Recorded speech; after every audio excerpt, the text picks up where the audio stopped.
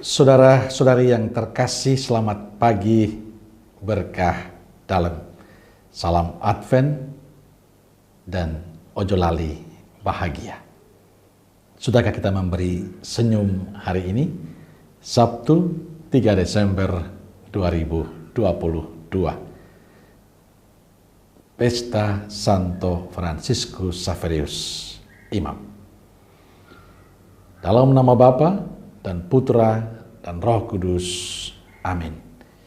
Pertemuan kita diambil dari Injil Markus bab 16 ayat 15 sampai 20. Lalu ia berkata kepada mereka, "Pergilah ke seluruh dunia, beritakanlah Injil kepada segala makhluk. Siapa yang percaya dan dibaptis akan diselamatkan. Tetapi siapa yang tidak percaya akan dihukum. Tanda-tanda ini akan menyertai orang-orang yang percaya. Mereka akan mengusir setan-setan demi namaku. Mereka akan berbicara dalam bahasa-bahasa yang baru bagi mereka. Mereka akan memegang ular, dan sekalipun mereka minum racun maut, mereka tidak akan mendapat celaka. Mereka akan meletakkan tangannya atas orang sakit, dan orang itu akan sembuh." Sesudah Tuhan Yesus berbicara demikian kepada mereka, terangkatlah ia ke sorga, lalu duduk di sebelah kanan Allah.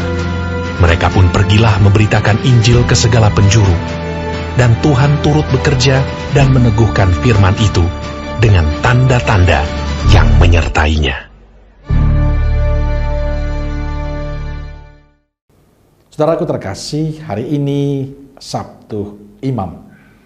Luangkanlah waktu dalam kesibukan panjenengan untuk mendoakan kami para imam untuk tetap setia menapaki panggilan dan perutusan ini. Saudaraku terkasih, dalam bacaan Injil hari ini kita mendengar pesan Yesus kepada para muridnya.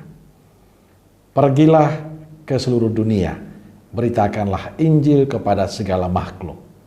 Siapa yang percaya dan dibaptis akan diselamatkan, tetapi siapa yang tidak percaya akan dihukum. Inti dari pesan Yesus hari ini adalah kerinduan Allah agar semua manusia diselamatkan. Untuk itu Yesus mengutus para muridnya untuk menyampaikan warta sukacita Tuhan kepada semua orang, dengan harapan semua orang menanggapi pewartaan itu dan menyatu dengan Kristus. Saudaraku terkasih, tugas yang dipesankan Yesus pada para muridnya saat ini menjadi tugas kita, Anda dan saya. Kita diutus untuk mewartakan kabar sukacita Tuhan kepada sesama kita. Kita ditugaskan Yesus untuk mengantar sebanyak mungkin orang untuk mengalami perjumpaan dengan Tuhan, mengantar orang untuk mengimani Kristus Sang Juru Selamat.